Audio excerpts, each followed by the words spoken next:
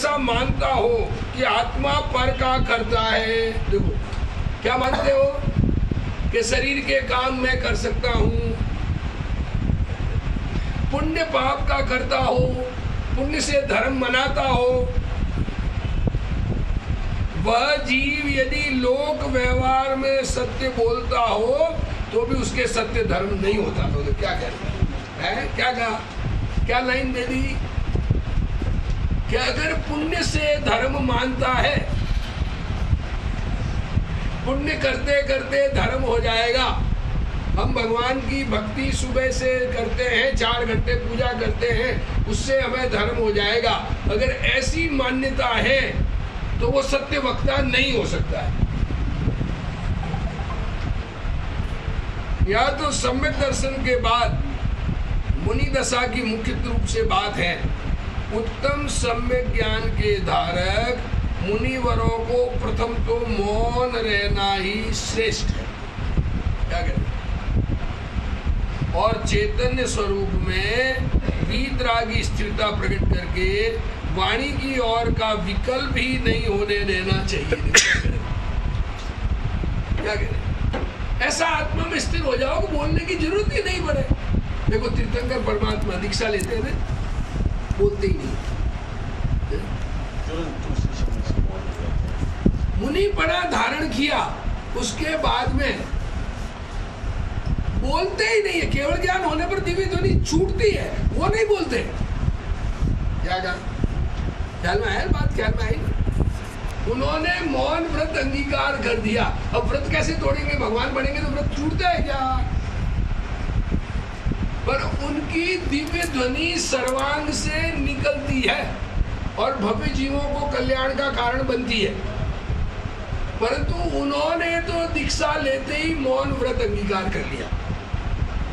वो उपदेश देते हैं किसी भी परिस्थिति में। आदिनाथ भगवान को अवधि ज्ञान था कि नहीं? उन्होंने अवधि का उपयोग क्यों नहीं लगाया कि भाई मैं मुनि बनूंगा तो आहार दान कैसे होगा, कौन देगा, तो लोगों को कुछ सिखा के जाऊं आहार की विधि।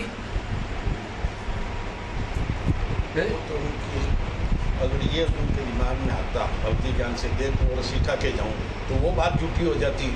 जो डिले हुआ वो झूठी हो जाती। इंद्र ने क्यों नहीं सहायता की? इंद्र जो हमेशा सेवा में था, इंद्र आके समझा देता ना। गर्भ में आने से पहले से सेवा में बैठा है। और इंद्र को भी अवधि ज्ञान होता है, वो श्रावकों को समझा देता, भाई ये भगवान आहार के लिए निकले, उनको आहार दान करो। क्यों नहीं समझाया? होना तो वही था, जो होना है वही होता है, उसको कोई परिवर्तन कर सकता नहीं है। ये बात ये सत्य स्वीकार होना चाहिए। क्या कह रहे? हम पुण्य करेंगे, हम ऐसा करेंगे, हम ऐसा करने से कुछ होता ही नहीं है। देखो उत्तम करते हैं कि जो होना है तो आप कहते हो तो बैठ जावे आप चुपचाप, ये थोड़ी तो सब हो जाएगा। अब रेलगाड़ी खा के वो सुबह बात की ना कि अपने आत्मा के अनुभव बगैर ये बात समझ में नहीं आएगी कि हमारे करने से कुछ नहीं होता है। स्वस्वरूप सम्यक ज्ञान में ज्योति अपने रूप अनुभव में आवे तो वो अकर्ता है और अभोक्ता है। अभी जनरल में तो क्या है, अपने को ये कर्ता वाला दिख रहा है ना, बस ये क्या कर्ता और अकर्ता दोनों भिन्न नहीं आया समझ। अगर वो दिखे तो स्वीकार में आवे पहले विकल्प में स्वीकार में आवे। कर्ता दिखते हुए मैं अकर्ता हूँ, ये भगवान की बात है, इसका भरोसा तो आवे ना। पर ऐसा मानकर कि हाथ पर हाथ धर के बैठ जाऊंगा तो मुझे लाभ हो जाएगा, ऐसा नहीं है। उसका नाम निश्चयाभास है। क्या कहा? आत्मा के अनुभव बगैर अपने आप को अनुभवी मान ले और क्रियाकांड का निषेध करे, उसका नाम निश्चयाभासी। इसलिए प्रयत्न आत्मा का अनुभव करते रहे। जब तक अनुभव नहीं हो तब तक राग के अनुसार वर्तन है, अनुभव के बाद भी राग के अनुसार वर्तन है। पर जिन आज्ञा है ना, जिन भगवान के शास्त्रों में लिखा है ना कि आत्मा का अनुभव नहीं है तो कैसा राग होगा? अब हमारा राग है,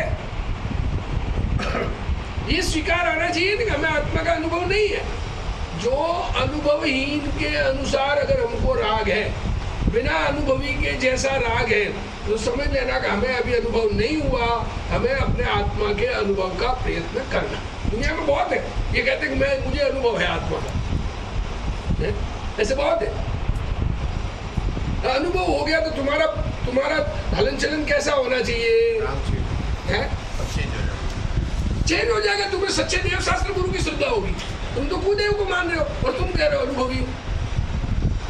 ये कैसे संभव है? क्योंकि आत्मा के अनुभव में कर्ता पड़े का स्थान नहीं है। क्या कहा? और अगर कर्ता को भगवान को मान रहा है तो अनुभव नहीं है। क्या कहा? क्या है? ईश्वर कर्तृत्व जिसके दिमाग में बैठा है उसको आत्मा का अनुभव नहीं है। तो अनुभव होगा तो कर्तृत्व दिख ही नहीं सकता। आत्मा अनुभवी को अपना आत्मा जगत का कर्ता नहीं दिखता है, जगत का ज्ञाता दिखता है। और जिसको कर्ता दिखता है और कहे मुझे आत्मा का अनुभव है, तो अब कोई कुछ भी कहे ना, गुरुदेव श्री कहते हैं ना, काली जीरी की बोरी भर के उसमें शक्कर नाम लिख दो, मीठी हो जाएगी? काली जीरी भरी कि शक्कर भरी है, शक्कर भरी है, शक्कर भरी है।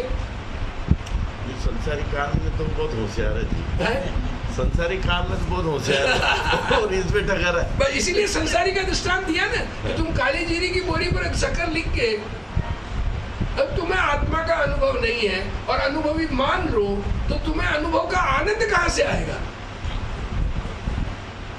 ये कहना चाहते हो। उत्तम सम्यक ज्ञान के धारक मुनिवरों को प्रथम तो मौन रहना ही श्रेष्ठ है, अर्थात चैतन्य स्वरूप में वीतरागी स्थिरता प्रकट करके वाणी की ओर का विकल्प ही नहीं होने देना चाहिए। ऐसा वीतरागी भाव ही परमार्थ से उत्तम सत्य धर्म है। क्यों धर्म की चर्चा चल रही है ना, सत्य धर्म की चर्चा में वाणी की बात करते हैं। वाणी तो हितमित प्रिय वचन है, यह भाषा समिति में वाणी है। धर्म में सत्य है तो वो क्या होना चाहिए, ये कहना चाह रहे हैं। और अस्थिरता के कारण जब विकल्प उठे तब स्व और पर को हित कर, सारी दुनिया का जिससे कल्याण हो जाए ऐसे वचन, सत्य तथा प्रिय वचन बोलने का शुभ राग सो व्यवहार से उत्तम सत्य धर्म। उसमें जो राग हो वह धर्म नहीं है, किंतु उस समय जितना वीतराग भाव है उतना धर्म है। वाणी बोली जाए या न बोली जाए, वह तो जड़ परमाणुओं की स्वतंत्र अवस्था है, आत्मा उसका कर्ता नहीं है। देखिए ये बात बिल्कुल क्या करें, मैं बोलता हूँ, मैं बहुत बढ़िया बोलता हूँ, मेरी वाणी से, वाणी ऐसी कि बहुत लोग समझते हैं, उस वाणी का अहंकार करें। वाणी मेरी है, वाणी में बोल सकता हूँ, ये आवाज हो रही है, ये आवाज मैंने बनाई है कि भाषा वर्गणाओं से बनी है? ये बात जिनवाणी की, ये बात अंदर में सत्य ख्याल में आना चाहिए। क्या कह रहे, देखो, सत्य तथा प्रिय वचन शुभ राग सो व्यवहार से तुम सर्व, उसमें जो राग हो वह धर्म नहीं है, किंतु उस समय जितना वीतराग भाव है उतना धर्म है। वाणी बोली जाए या न बोली जाए, वह तो जड़ परमाणुओं की स्वतंत्र अवस्था है, आत्मा उसका कर्ता नहीं है। वाणी का कर्ता आत्मा है, ऐसा जो मानता है वह अज्ञानी है, उसके सत्य धर्म नहीं होता। क्या कह रहे? प्रश्न, यदि वाणी का कर्ता आत्मा नहीं है तो मुनियों को सत्य वचन बोलना, ऐसा यहाँ आचार्य देव ने किस लिए कहा? क्या है बात? प्रश्न, ये प्रश्न उठता है, हमें भी उठना चाहिए। क्या आप कह रहे हो कि भाषा बोल ही नहीं सकते, फिर मुनियों को सत्य वचन बोलना चाहिए, ऐसा क्यों कहा?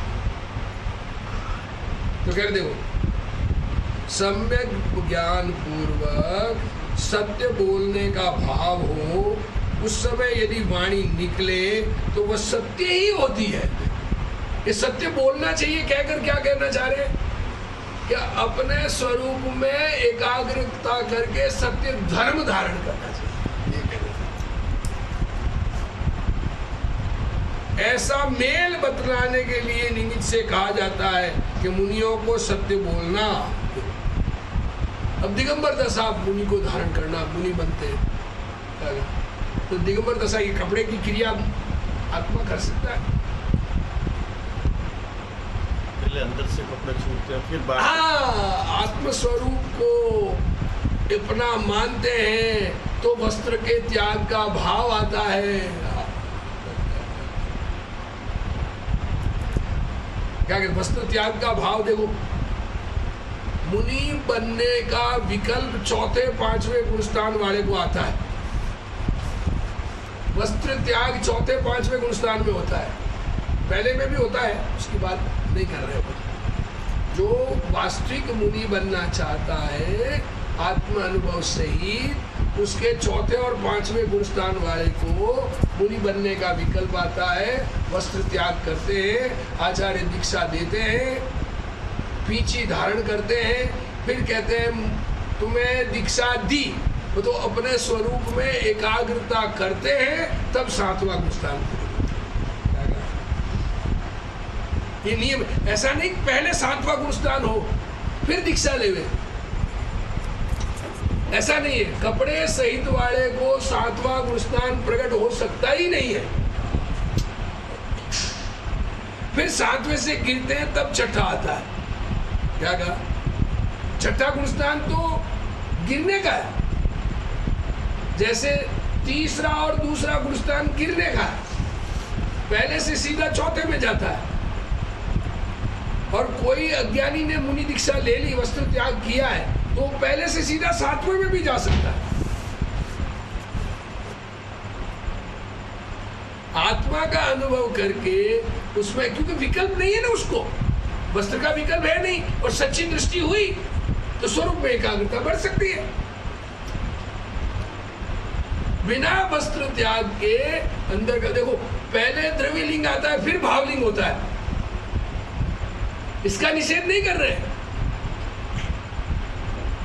ख्याल में लेना, बहुत बहुत बहुत बात अच्छी तरह से ख्याल में आनी चाहिए कि द्रव्य लिंग का निषेध नहीं कर रहे हैं। द्रव्य लिंग को ही मुनिपना मानते हैं, उसका निषेध किया है, एकांत किया ना। बिना भावलिंग के द्रव्य लिंग मुनिपना नहीं है। ये अंदर में समझने के लिए, आत्मा का अनुभव कराने के लिए ये बात कही जाती है।